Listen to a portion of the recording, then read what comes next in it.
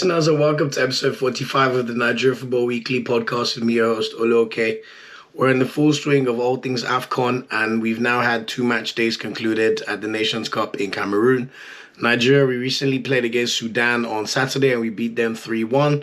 So I'll be going over how our game went against the Sudanese team, which sealed Nigeria's position as the group winners of Group D, before previewing our final group game, which is taking place on Wednesday against Guinea-Bissau. So without any further ado, let's get into it. So, Nigeria, as I said, we've continued our very, very impressive form at AFCON.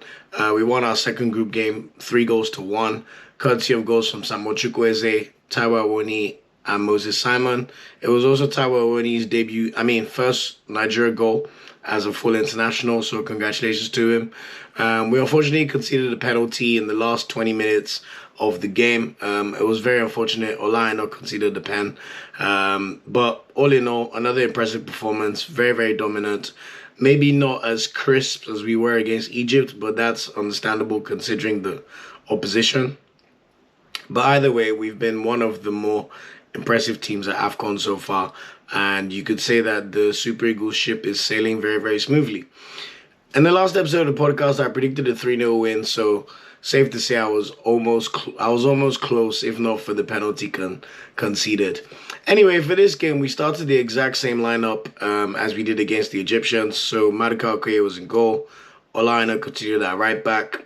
Kenneth Omeruo and Chukwueze continued at centre back. Zaidu Sanusi continued at left back. Ndidi and Aribo continued in their midfield pivot. Kelechi Iheanacho played just behind the striker. Moses Simon continued on the left wing, while Samuel Chukwueze continued on the right wing. And Taiwo Awoniyi started up top as the starting striker. In terms of subs made during this game, Alex Iwobi came on for Samuel Chukwueze at halftime. So Alex Iwobi played the entire second half. To be fair, I don't know if there was any issue with Samuel Chukwueze or if Guavon was just trying to give Alex Iwobi some minutes. But safe to say our second half was not as impressive as our first, which I'll touch on. Kelechi Iheanacho replaced Aribo in the 65th minute. Guavon seems to be a big fan of Kelechi Iheanacho. Gave him 25 minutes in this game as well. Ahmed Musa came on for Kelechi Iheanacho at the same time in the 65th minute. To be honest, I'm not convinced about Ahmed Musa playing behind the striker. It's not a role he plays very well at all. I thought he told for quite a bit, but without being particularly incisive or creating any good chances. And Omar Sadiq replaced Taiwo Awoniyi with 8 minutes to go. One of the themes of this game is our substitutions. Our subs definitely did not do better than the players they replaced in this game. And it's safe to say that all the 11 starters would expect to start the round of 16 game in Garoua in a few days' time. We'll probably be on Sunday. Today is currently Monday, just to give you an impression of time so far. So how did the game go? In terms of general stats for this one, dominant Nigerian performance. We had 17 shots to Sudan's 5. We had 8 shots on target, Sudan's 2. We had 59% possession, which you would have expected. Our passing accuracy was 84% to Sudan's 78%. They committed a lot more fouls, which is understandable because they had to chase us in ball possessions. We did have 2 yellow cards in this game compared to Sudan's 0. No offsides, which was interesting and good to see. And we had 3 corners to Sudan's 2 corners. In terms of the key moments of the game, Samuel Chukwueze opened the scoring pretty much straight away. In the 3rd minute of the game, there was a long throw into the box, controlled by Moses Simon, and he immediately squared it Samuel Chukwueze, who slotted in to the bottom left corner of the post with his left foot. So it was good to see Chukwueze start the game very strongly after. You could argue against Egypt, he was one of the people who did not impress as well as you'd have thought he could impress. For the rest of the first half, we were quite dominant, even though there was a period within the first. After our first goal, for the first 20 minutes where we were a bit sloppy or not necessarily penetrating the Sudanese defense. In the 25th minute, Kelechi Iheanacho had another good connection with Taiwo Awoniyi. And to be fair, Taiwo Awoniyi should have scored.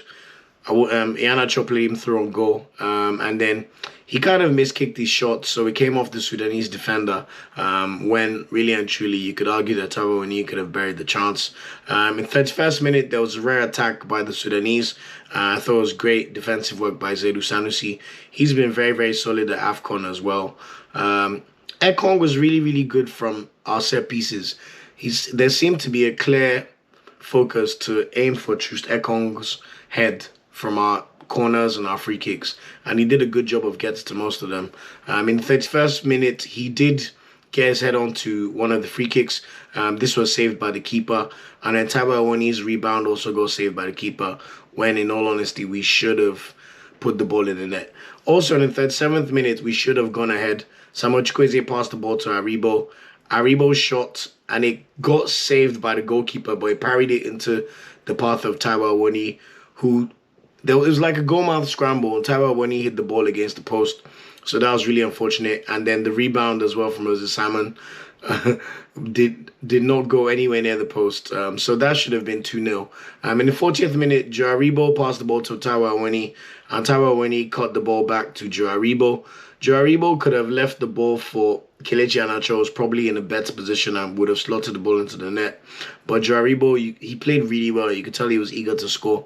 His first goal in the major tournament for Nigeria. So he shot not narrowly wide, it was fairly wide, but with more composure, he maybe could have done better, but he was stretching for the ball. And then just before half-time in the 44th minute, Taiwo Awoniyi made it 2-0 for Nigeria. Yet again, Nigeria had a free kick, which was crossed into the box. Ekong got his head to the ball, but he headed the ball against the Sudanese defender, and then the Sudanese defender, it rebounded off the Sudanese defender's head and hit Taiwo Awoniyi inexplicably. You could tell he wasn't really expecting it to even come to him. But anyway, sometimes you need mother luck. And Awoniyi's header literally went on goal, and the goalkeeper pushed it into the net. So it was Taiwo Awoniyi's goal anyway. But really, really good display in the first half from Nigeria. Dominant and simple. 2-0. Barely any chances created for Sudan. At that point, I think they had one shot on target in the whole game. So it was what we pretty much had come to expect from the Super Eagles. And it was good to see them continue their goal-scoring ways after the first game where we only managed to score one. In the second half, immediately after kickoff, Moses Simon literally scored in the 46th minute. He kind of assisted himself in this one. So he looped the ball up towards Taiwo Awoniyi, but I don't think the ball really hit Taiwo Awoniyi. It kind of bounced and then it just laid off, and Moses Simon took the ball again, and then he shot just to the bottom of the goalkeeper from the left side of the box. To be honest, he more than deserved the goal. Moses Simon has probably been Nigeria's player of the tournament so far. He's been excellent. In the 50th minute, Maduka Okoye had to make a save, which was fairly routine for him, to be fair. In the 52nd minute, Taiwo Awoniyi should have scored, but he just couldn't get his composure right. And then in the 64th minute, we had the double substitutions with Musa coming on for Kelechi and Nwakali coming from Aribo. In all honesty, I thought once that substitution was made in the 65th minute, we took our foot off the gas, and the last 25 minutes were not as good for Nigeria. We were not as incisive. We didn't create that many chances anymore. We really did not create anything clear-cut after that moment, to be honest. And it was more about what Sudan did. So in the 67th minute, Sudan had a corner. Ola Aina was not really looking at his defender, but he kind of grabbed his shirt. And then the Sudanese player made a meal of it and fell to the box. And then the referee made a VAR check and awarded the penalty to Sudan, which they subsequently scored from. So at that point, it was 3-1. And the only other chance I remember of note was in the 64th minute when, to be fair to Kelechi Nwakali, he played a good ball into Taiwo Awoniyi, who narrowly shot wide from a good position. Best players for this game, Moses Simon, he was excellent again. Honestly, he was just terrorizing Sudan on the left wing. Joe Aribo, again, he's been another stand-up performer for Nigeria in the AFCON so far.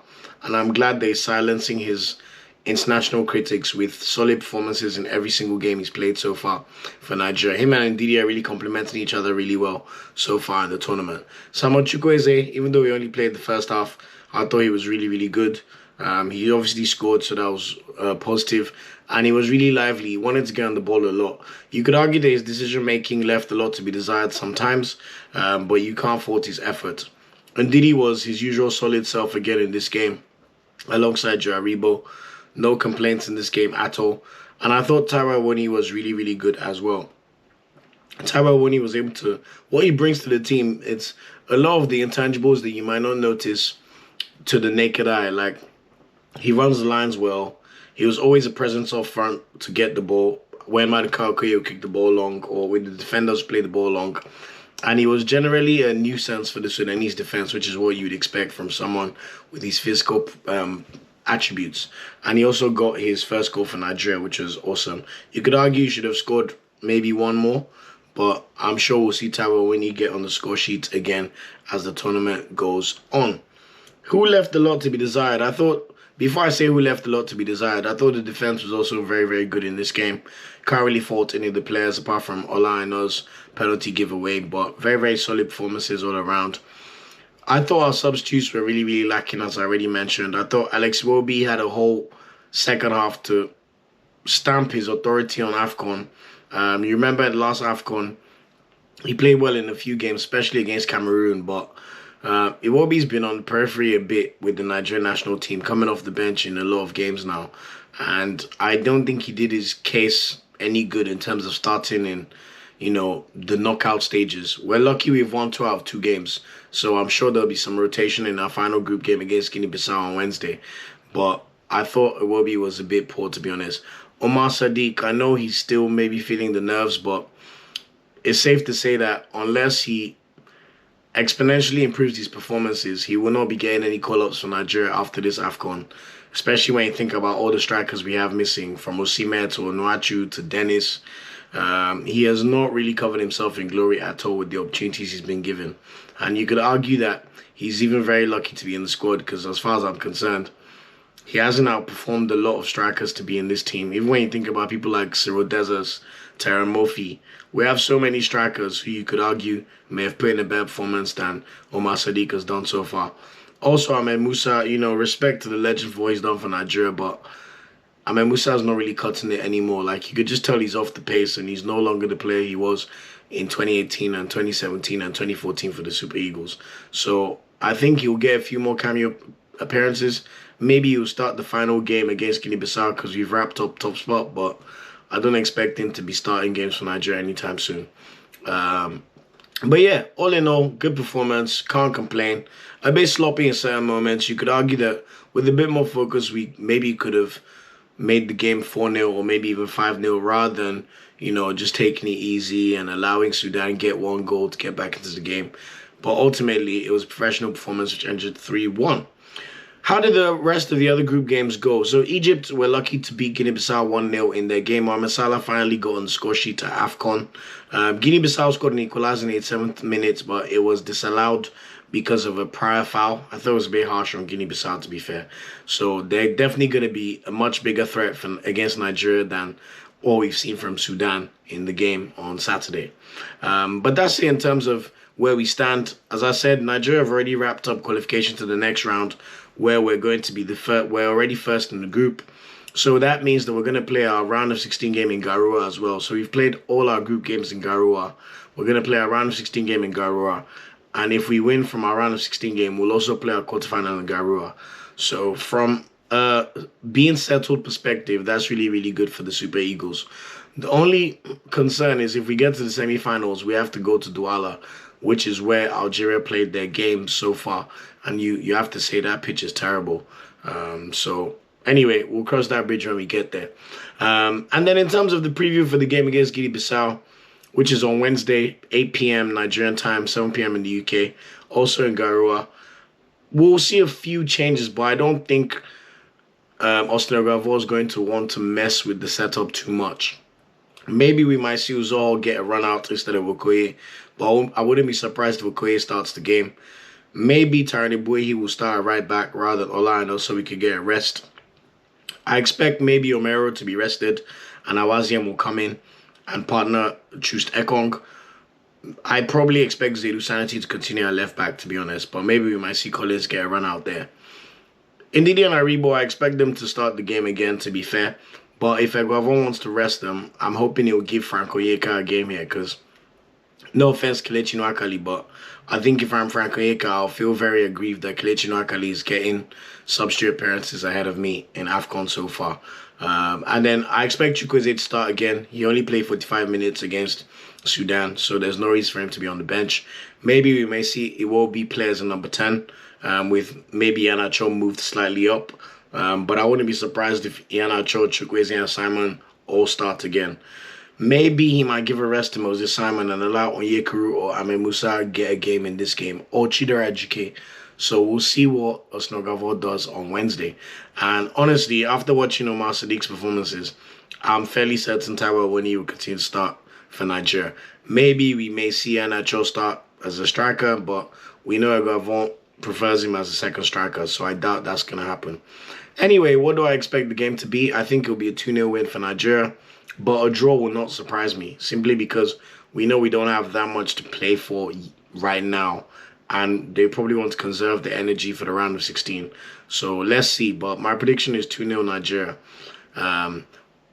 Yeah, how did the other AFCON games go? So Cameroon beat Ethiopia 4-1 on Thursday, while Burkina Faso beat Cape Verde 1-0. Senegal drew with Guinea. That was a bit of a surprise. Senegal have not looked that good so far in AFCON, I'm not going to lie. While Malawi beat Zimbabwe 2-1. So Malawi are one of the teams in a good position to qualify as one of the third place teams. Morocco made slight work of Comoros. They beat them 2-0, even though they could have scored a lot more. Comoros goalkeeper saved the penalty and was very, very good in that game. While Gabon and Ghana played out a 1-1 draw, which has left Ghana on the brink of getting eliminated from AFCON. They need to win their final group game, which is going to be against Comoros, and preferably by at least 2 goals to qualify as one of the third best teams. Although they may still pip Gabon to second spot if Morocco beat Gabon, but Morocco have already qualified as group winners, so you could say that they'll probably take easy. Actually, they haven't, because if Gabon win the game against Morocco, Gabon will finish first. So Gabon and Morocco, I think that's likely to be a draw. And then also Tunisia made slight work of Mauritania. They beat them 4-0. Very, very routine victory, especially after their farce against Mali. While in the final, Gambia and Mali drew 1-1 on Sunday. So that's left Tunisia, Mali, and Gambia all with a chance of finishing first in Group F. And then finally in Group E, in the final group games of Match Day 2, we saw Ivory Coast draw 2-2 against Sierra Leone. Ivory Coast were in pole position to win this game, and in the last minute of the game, the Ivory Coast keeper somehow unexpectedly dropped a ball that was, to be honest, his defender nodded it back to him, and I don't know what he was doing, but he spilled the ball, and Stephen Colker, one cap England international, now a Sierra Leone international, squared the ball to one of his teammates. I think it was Alaji Kamara, who did the rest. So Sierra Leone have 2 points from 2 games against Ivory Coast and Algeria, and they would be feeling pretty good going into their game against Equatorial Guinea and hoping that they could win in that game. And speaking of the shock of AFCON, Equatorial Guinea beat Algeria 1-0. There's no way to slice it. That is the shock of AFCON so far. Algeria were on a 35-game unbeaten run, and they just haven't looked threatening at all. So Algeria are literally on the brink of going out of AFCON, and their final group game is against Ivory Coast, who still have a bit of work to do to secure top spot. So we may see Algeria and Ghana go out of AFCON. Earlier today, though, Match Day 3 started, and Burkina Faso and Ethiopia drew 1-1, and Cape Verde and Cameroon drew 1-1. So Cameroon have qualified as group winners. Burkina Faso finished second with 4 points, courtesy of the fact that they've scored 1 more goal than Cape Verde. Cape Verde also had 4 points, but they're more likely to qualify as one of the best third-place teams. So we'll see how the rest of AFCON goes. But that's it for this episode of the podcast. Thanks for working with me. As always, you can find us on our social media channels, Twitter at NFWPOD, on Instagram at Nigeria Football Weekly, on Facebook at facebook.com/Nigeria Football Weekly, and of course you can follow us on YouTube, Nigeria Football Weekly. Please subscribe and share the word. Up the Super Eagles, and may our very, very pleasant AFCON journey continue. Take care. Thanks for watching this video. Please like, share, subscribe, and click the bell to get a notification whenever we drop a video. You can also find our social media channels listed below. And of course, up Super Eagles, and Nigeria know they ever carry last.